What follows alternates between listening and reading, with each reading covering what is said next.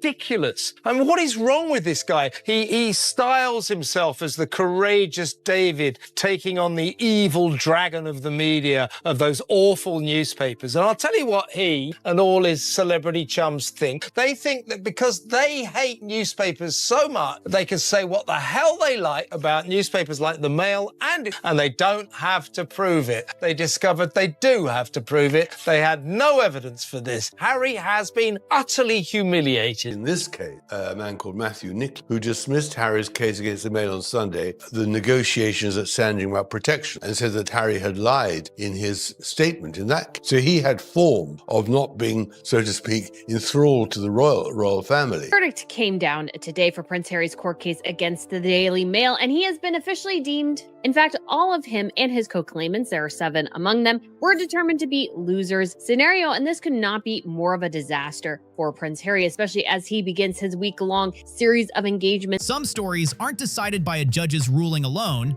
They're shaped by the people who've watched every twist and turn for years. Sometimes, one respected opinion can carry more weight than a courtroom verdict, especially when it comes from someone who has spent decades studying powerful public figures. This week, that voice was veteran biographer Tom Bower, the author who wrote extensively about Prince Harry and Meghan Markle. After the latest court ruling, he didn't call it just another setback. He described it as the beginning of the end. Speaking with Kinsey Schofield on the day the Daily Mail decision was announced, Bower shared a prediction that quickly caught people's attention. While many commentators focused on the legal defeat itself, Bower argued that something much bigger could be happening behind the scenes. In his view, this wasn't just about one lawsuit. He believes the decision could affect Harry and Meghan's public image, future opportunities, and the growing pressure surrounding their lives. Before looking at Bower's bigger argument, it's worth understanding what actually happened in court. Many headlines only covered part of the story. On July 7th, a high court judge dismissed every claim in Harry's case against the Daily Mail. Bower pointed out something he felt was largely overlooked. According to him, this wasn't Harry's first setback before the same judge. He argued that the pattern sends a stronger message. In Bower's opinion, the courts are showing that serious claims still need solid evidence, regardless of who brings them. To be fair, the judge never described Harry as dishonest. Between Ukraine, the letter he wrote in the New Statesman regarding anti-Semitism in the UK, he wants to be taken as a serious character. And then a week like this happens, and he loses all authority, all credibility, and a judge says, I didn't trust your testimony, and that wreaks havoc. Instead, the ruling explained that the case relied more on suspicion than on evidence that met the legal standard, while still accepting parts of Harry's testimony.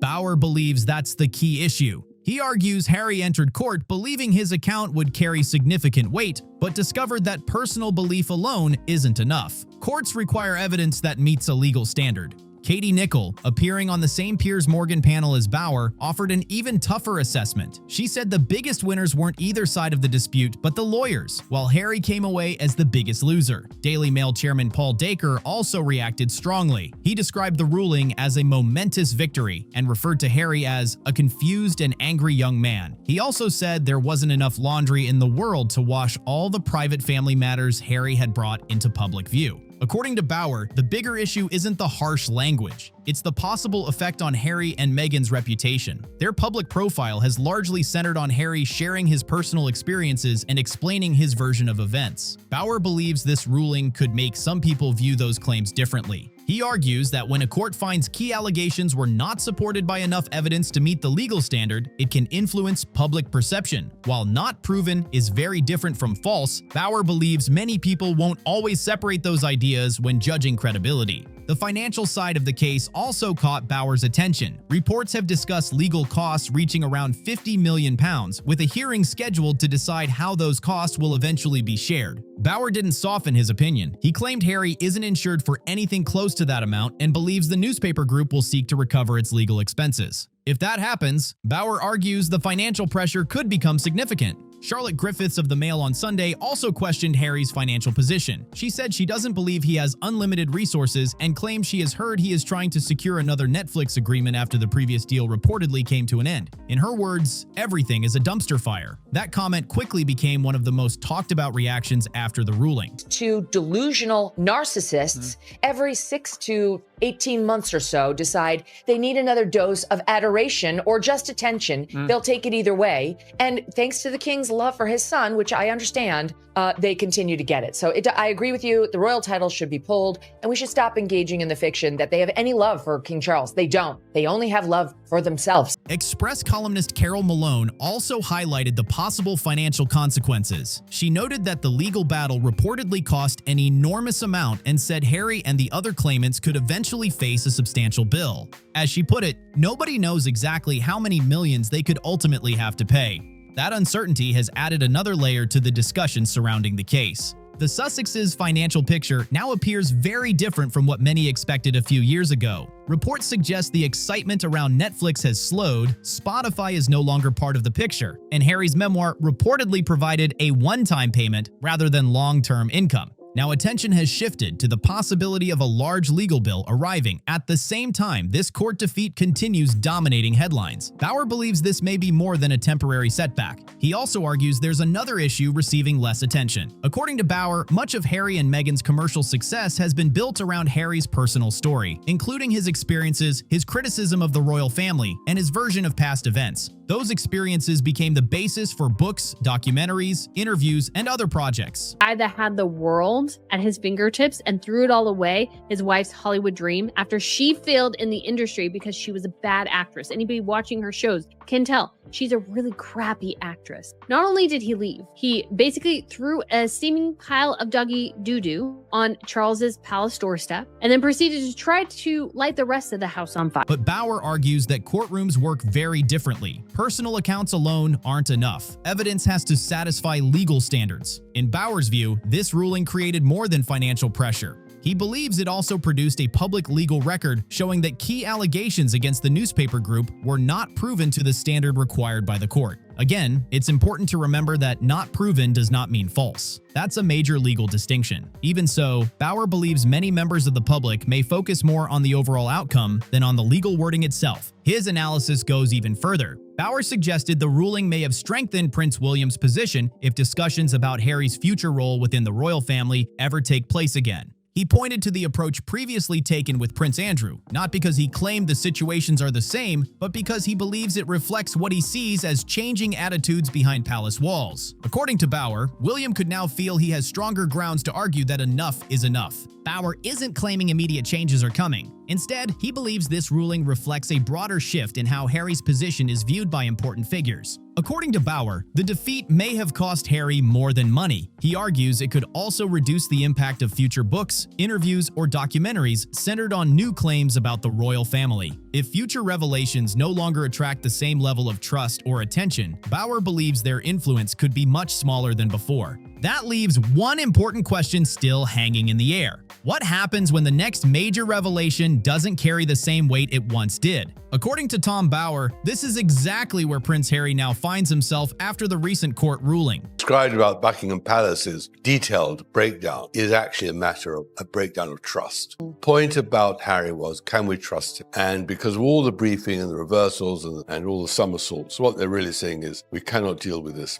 We don't trust. Never believed it. I did, because I was working at the Mail at that time, and we weren't allowed to do anything wrong there. And we were, very, very looked over. But Harry had to do it. And I just saw something I read before, which was that his wife absolutely hated the Mail. He believes that once a court decides key claims were not supported by enough evidence to meet the legal standard, future interviews and new allegations may naturally face greater public skepticism. Bauer didn't hold back when describing what he believes has happened to Harry's public image. He even called it self-slain, suggesting Harry has played a major role in damaging his own reputation. Coming from someone who has spent years researching Harry's life, those words certainly caught attention. Bauer also drew a comparison with Prince Andrew, and it wasn't accidental. He argued that Andrew's downfall didn't happen overnight. Instead, it came after years of growing reputational damage until, in Bauer's view, the royal family concluded that keeping him in official roles had become too difficult. His royal duties and honorary titles were gradually removed before the final decisions were made. Bauer believes Harry could now be facing a similar turning point. In his opinion, years of public criticism, the memoir, documentaries, television interviews, and now this court defeat have changed the overall picture.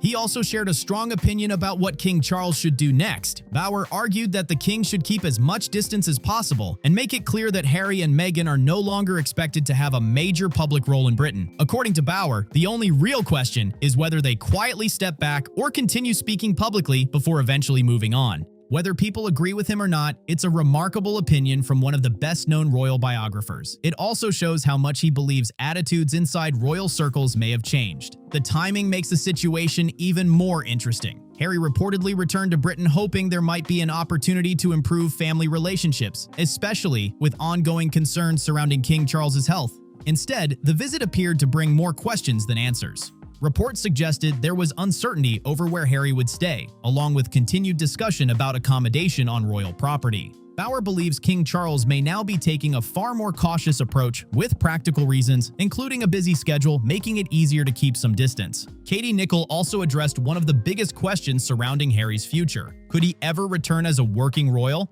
According to Nicholl, the answer was simple: no, it's not happening. She suggested the biggest obstacle isn't King Charles, but Prince William. In her words, those bridges are well and truly burned. Rather than describing one dramatic moment, she suggested the relationship has gradually reached a stage where reconciliation appears increasingly unlikely. Looking at the bigger picture, Bauer sees a cautious king, a brother who seems unwilling to rebuild trust, and a recent court defeat that, in his opinion, gives the royal family another reason to keep its distance. Harry reportedly hoped for progress, but many observers believe the visit instead highlighted how divided things remain. One detail stands out no matter where your opinion falls. This trip was supposed to help build excitement for the 2027 Invictus Games in Birmingham, a project that even Bauer has praised. Instead, attention shifted almost entirely to the court case, security issues, and questions surrounding Harry's visit. The headlines focused far more on controversy than on the veterans preparing for the games. The Sun's Kate Mansi even recalled that Harry and Andrew were once jokingly referred to around the palace as the Dukes of Hazzard because difficult headlines always seem to follow them. Bauer believes that's becoming one of the biggest challenges facing Invictus. If Harry becomes the main story instead of the athletes, the event risks losing attention for the very people it was created to support.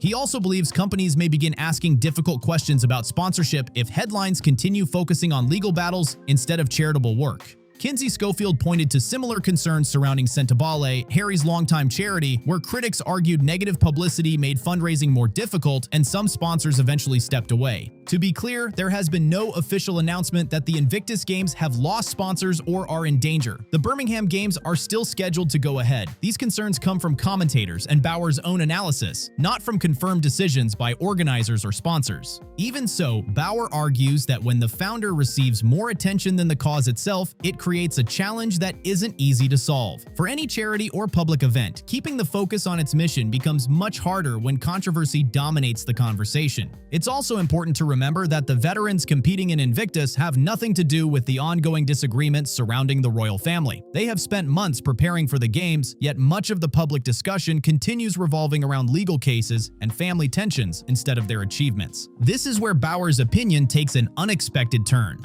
While many commentators continue predicting divorce, Bauer doesn't agree. When asked directly whether Harry and Meghan's marriage would survive, Bauer answered immediately, yes, because they need each other. That answer surprised many people. But Bauer wasn't describing a fairy tale relationship. Instead, he argued that their partnership is based on mutual dependence rather than public image or romantic headlines. According to Bauer, both Harry and Meghan still gain more by remaining together than by separating. Their combined public profile continues to attract more attention than either would likely receive individually. He also believes that a divorce would hand critics exactly what many have predicted for years. In Bauer's opinion, neither Harry nor Meghan would benefit from creating that impression while continuing to build projects connected to Harry's royal background. Whether that analysis proves correct remains to be seen. Like any commentator, Bauer has made predictions in the past that didn't always happen, but the issues he highlights are based on recent public events, including the court ruling, continued family tensions, financial questions, and ongoing public scrutiny. Taken together, Bauer believes these developments have created one of the most difficult periods Harry and Meghan have faced since stepping back from royal duties. That's why he described this moment as the beginning of the end. Of course, only time will reveal whether that prediction proves accurate. For now, it's simply one experienced biographer's interpretation of a story that continues to unfold. Now it's your turn. Do you think Tom Bower's survival theory makes more sense than the constant divorce rumors? Do you believe Prince William's position has become stronger? Or do you think Bower is reading too much into recent events? Drop your thoughts in the comments below. I'd love to hear what you think. If you enjoyed this breakdown, don't forget to like the video, subscribe to the channel, and share it with anyone who enjoys following the latest royal news and analysis. Thanks for watching, and I'll see you in the next one.